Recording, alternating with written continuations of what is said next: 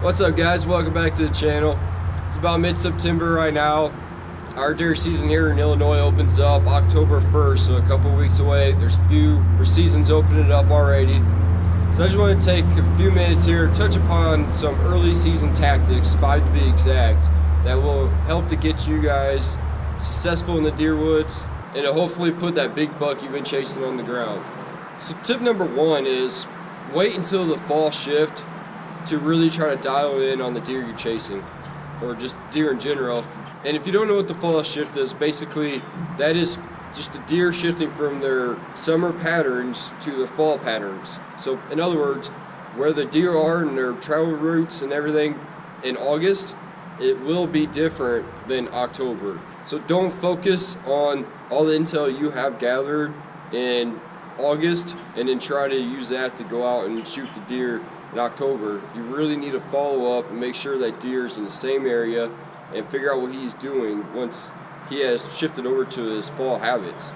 Usually that will happen right around the time they start shedding their velvet. That's a rough general rule of when that fall shift will start to happen.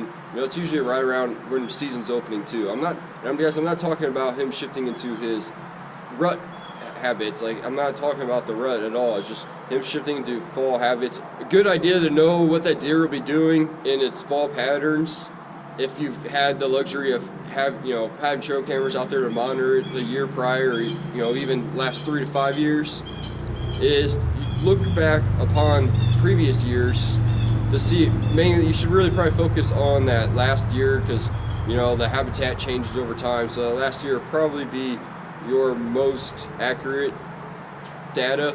So focus on last year's data, or whatever data you have, and just see if you have that particular buck, see what he was doing last year, or see what the other bucks were doing last year in your area, and go off that data and not the data that you have occurred from the summertime, August, July, whenever it be. And if you don't have any data from the years prior, then just really dial in and focus in on that MRI, the most recent information. So guys, tip number 2 is hunt food. Focus on food, key on food, any food sources that you have available, whether it be an ag field, it be a food plot you had put in, nice green source, or even an acorn ridge if you're just out in the middle of the woods, hunting public land, and you don't have the luxury of having a big soybean field or put in your own food plots, whatever it be. You can focus in on acorn ridges. Find the white oaks that are dropping and hunt those, and that could lead you to a big buck. Which leads us into our next tip number 3. So basically, guys, look at this as a barbell, like a barbell you would do curls with if you're weightlifting. So look at the one big end as your food source, the other big end as the bedding, and then the handle as the travel route patterns, travel corridors, however they're making it from bed to feed. Because right now, like I said, focus in on food. Focus on because they're on that bed to feed pattern. Ideally, right now, you really want to be hunting the evenings, not the morning so much, which is actually tip number 4. So these kind of coincide, really.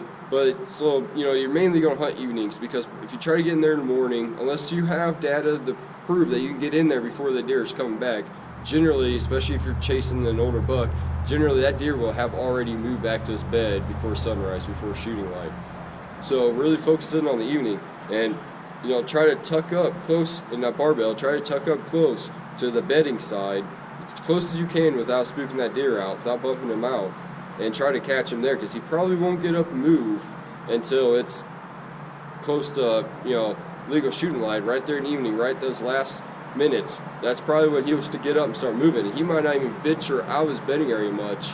He might only venture 50 to 100 yards from where he was bedding before it's dark, and then he might get out and start walking to the food sources. So really try to focus in and stay close to that bedding, instead of trying to be way out at the food source and catching them coming. Unless you have data showing that you can get out there and catch them coming into your food source in daylight hours. If not, you should really, or if you're hunting a pressured area, you should really focus in, get close to bed. So tip number 5, and this is probably, other than hunting food, this is probably the biggest tip that I can tell you guys for hunting early season. You really need to dial in on cold fronts. Temperature drops, really try to focus in on that, at least a 10 to 15 degree drop. If you can get the 15, 20 degree drop, even better. But really focus in on those temperature drops. Those temperature drops will get the deer on their feet earlier, and it'll get them to food quicker, and it'll make them move during daylight hours. Other than when it's warm out, they're going to stay bedded until dark when it starts to cool off, and then they'll move the bed, or then they'll move the feed. So I don't know when your guys' opening day is. My opening day is October 1st here in Illinois.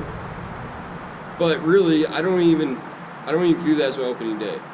I view my opening day to be that first day in October that we have, a good 10, 15, even 20 degree temperature drop. That's my first day to go out and hunt. Not October 1st, unless it falls that October 1st is a good temperature drop. But I'm not going to go hunt opening day if it's 95 degrees. With early season hunting, they're not in that rut pattern where they're just running around being somewhat stupid.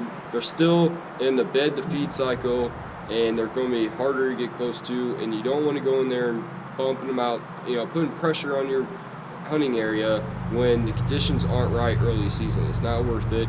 Just like you don't want to go in the morning and bump them out, it's not worth it. There's a risk versus reward factor, and you really want to stay low risk, high reward as much as possible.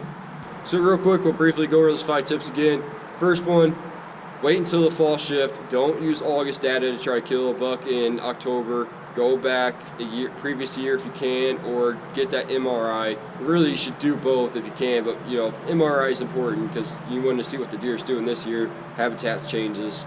Really focus on MRI and last year's data.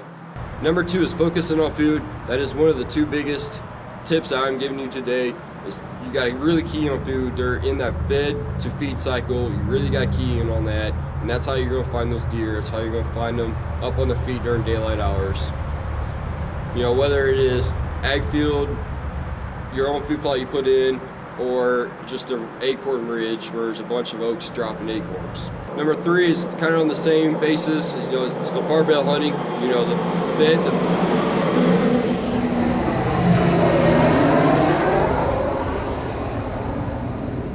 Sorry guys, there's an airport right over there. It flies directly above me here, which is actually kind of cool if you're in this general area and you're 20 feet up in the tree stand. They fly. It looks really cool when they're that close to you.